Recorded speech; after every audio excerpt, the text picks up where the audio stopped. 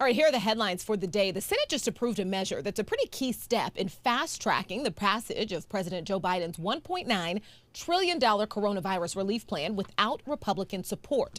And for the first time, Vice President Kamala Harris was in the chair to cast the tie-breaking vote.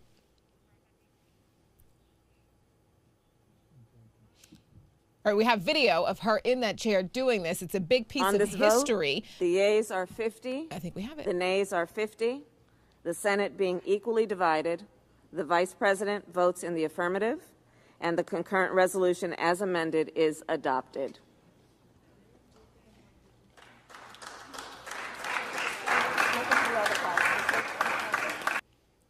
Senate Democrats applauded after Harris announced the 51-50 vote this morning. You just heard that.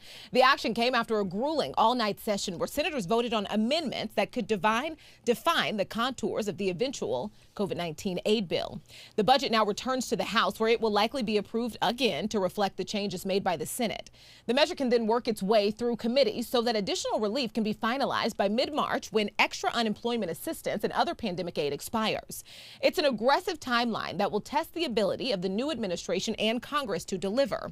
President Joe Biden met with leading House Democrats today. Those Dems want to put his $1.9 trillion COVID relief package on a fast track to becoming law, drawing on new signs of strain in the economy to push for its approval. So, you know, obviously this is just the next step, right? But there is a lot of talk about this moment right here, making it clear that the Dems are willing to do this without Republicans, and what that means. And so there's a lot of questions. And you know, I saw the press secretary this morning talking about this and kind of taking on the criticism of doing this without Republican support. And I thought it was interesting what she said. She said, look, you know, Joe Biden didn't run on the promise to unite the Republican Party and the Democrat Party all into one big party in Washington. She was like, he ran to do what's best for the American people. Yes. And she said that, you know, overwhelmingly, the American people not only support this, but they need the aid, and they need the aid now. And so I thought, you know, that's a really strong point. Yeah. Well, I'm sorry, I didn't mean to cut you off, Brooke, there. But, you know, I feel like the vice president this year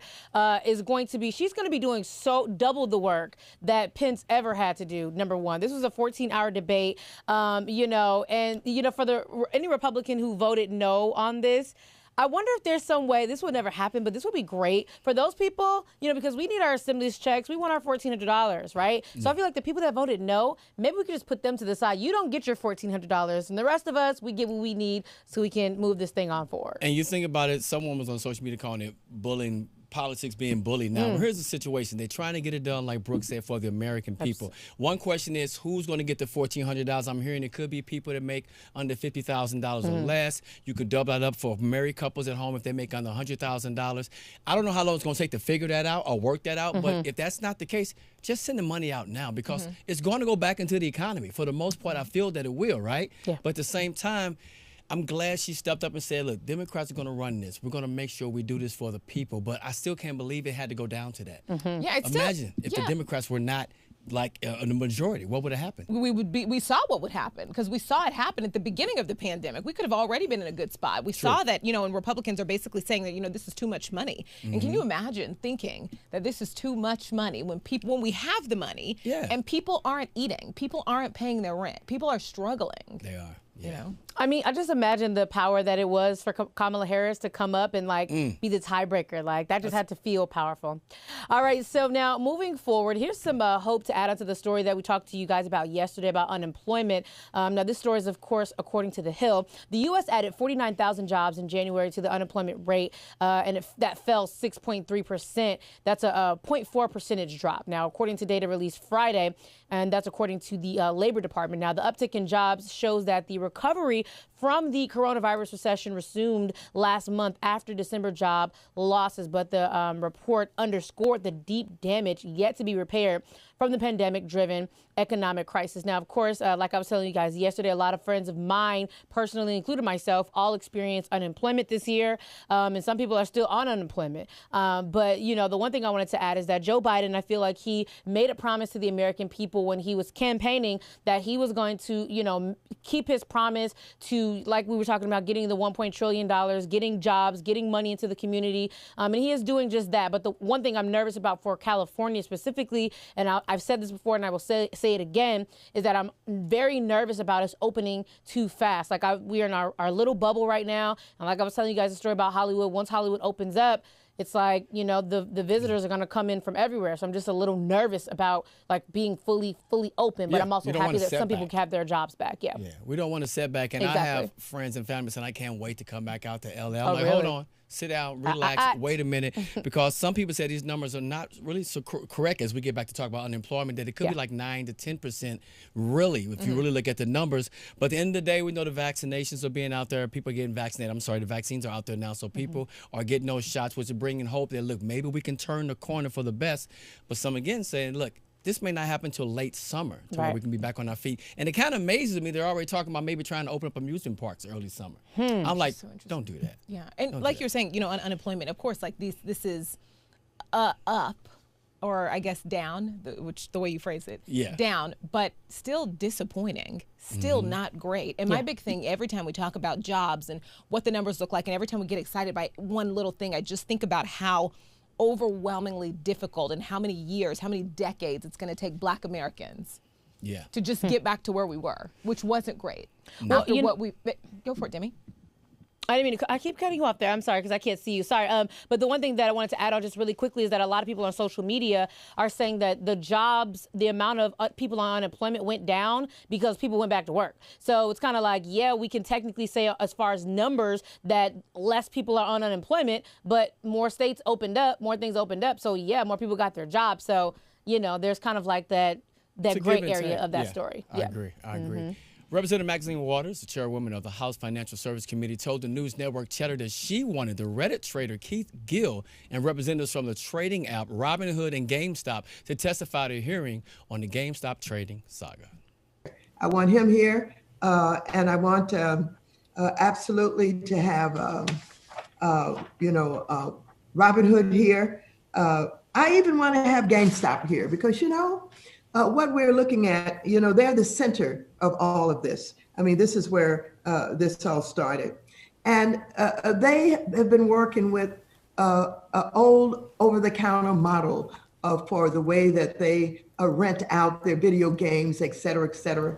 And it's interesting to know and understand when you have businesses who are now disadvantaged because of the digital age, what they do and how they're trying to turn that around. And I understand that they are working on turning it around and that there is a real possibility that they could be successful at this. So I want them here too. I want to know a little more about GameStop. I want, Robinhood. I want Reddit, and I want the big boys here. Early in the day, Waters told Bloomberg that she was working on the invite list for the hearing on February 18th. Announcing the hearing last week, Waters said that addressing that the predatory and manipulative conduct is the responsibility of lawmakers and securities regulators who are charged with protecting investors and ensuring that our capital markets are fair, orderly, and efficient. The New York Times reported this week that regulators in Massachusetts were looking at Keith Gill's promotion of GameStop while he was employed at Mass Mutual and after he left late last month. On January 28th, Robinhood halted buying of shares of GameStop, AMC, BlackBerry, Bed Bath & Beyond, and Nokia as a surge. Major hedge funds have been heavily shorting or betting against those stocks. Me not really knowing about stocks, I'm going to be interested to see what happens this day because it looked like there was a chance for people who was getting to the game to make some money. And I guess stock money is not good for everybody because Robinhood's contract, they say they have in black and white where they can block or restrict trades and things like that. So we wonder what happened in this situation and why it went down like that. Well, I was talking to a couple of my friends that were in stocks, and they were just, I mean, literally people that have been doing like day trading. Of course, they're just really upset. But a lot of people just in stocks in general are just unhappy. I was talking to my cousin the other day, and I was asking him like, hey, I want to get in the game. He was like, he said, do not download Robinhood. I have another app that I want you to use. He said, they're blocking us. But, you know, more importantly, I really like when Maxine Waters steps into the chat because I feel like she has a lot of respect, and she's just very driven and very focused. And when she wants to get something done, she goes wholeheartedly at it to make sure it's done. But I'm just not sure if I want Auntie if this is what I want her fighting for right now. I don't know. What do you think about that, Brooke? I don't know if, I feel like there's just like local issues in California, just across the world. Like we have a national crisis and pandemic going on right now. There's a GameStop movie. Netflix is, let everybody else work on the GameStop debacle. I want Auntie Maxine Waters, when I hear her talking about things, I want her talking about things that affect me, a black woman in California. There's something that's more important than GameStop. I don't know. That's just me personally. I see what you're saying. But I do think, for me personally, this is her job as the chair of this committee. So I think, we always want to, I want to see her, leading these fights when it comes to things, specifically when it comes to financial things. Okay. Absolutely. Like I want to see her leading this fight. It was interesting, Romeo, you were talking about like, what is Robin Hood kind of saying? We've been talking about that, and now they've kind of narrowed it down and describing the freeze as a risk management decision due to extraordinary circumstances. But there's a part of this that nobody else is really talking about. What's that? It's the actual physical GameStop part. So we're talking about stocks, right? We're talking about, Reddit. We're talking about all of these financial people and hedge funds and this and that, but we're not talking about the actual stores and what's changed. You know why we're not talking about that? Because nothing has changed. The Washington Post reporters kind of broke down how despite a record stock surge, GameStop is still struggling to stay afloat. So we saw a bit where people, are making a little bit of money, but this changed nothing for people who work at GameStop. Well, my son keeps it afloat because I got to go there like every other week for him. All right, stocks ticked higher Friday despite an underwhelming January jobs report. And this is likely due in part to strong corporate earnings, progress toward a stimulus bill, and rising daily coronavirus vaccination rates. The Dow Jones Industrial Average was up more than 100 points in early trading, rising 0.4%. The NASDAQ Composite was up 4.1%, and the S&P 500 rose 0.4%. Stocks have risen steadily this week after the Reddit-driven volatility that rolled the market last week, and they continued higher Friday despite the Labor Department reporting a gain of just 49,000 jobs in January. Financial data firm Refinitiv says more than 70% of companies reported fourth quarter earnings that exceeded analyst projections. And so what we're seeing now is investors being extremely optimistic that the U.S. economy is going to rebound once we finally get somewhat of a hold over the pandemic, some bit of control. Yeah, and my thing is, are people buying more stocks now? Is that helping us out at all? Would that help the situation? Because if I think about the stock market, we know once the president came back into office, new president, it normally goes up.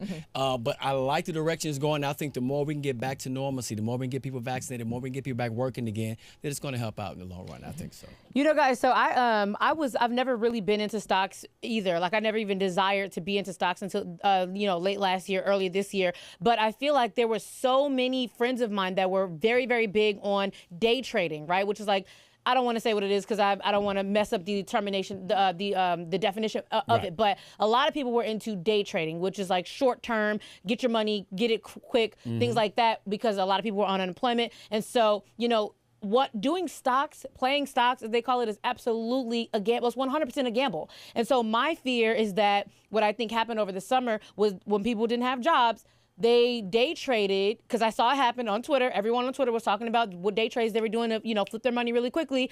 And so, a lot of people use that as a way to take place of their jobs. And so that's why, it's kind of like, there's not a lot of jobs, but why are people still buying stocks? Right, because I saw friends that were making $5,000, $3,000 a day, just day trading up at 6 o'clock in the morning and flipping their money really quick. A friend of mine who has a car service in Beverly Hills here in Los Angeles, that's on a freeze right now. But so this is how he's surviving. Absolutely. Every day he's on his phone. All the time. And the day traders, they are up early. Okay, they are up.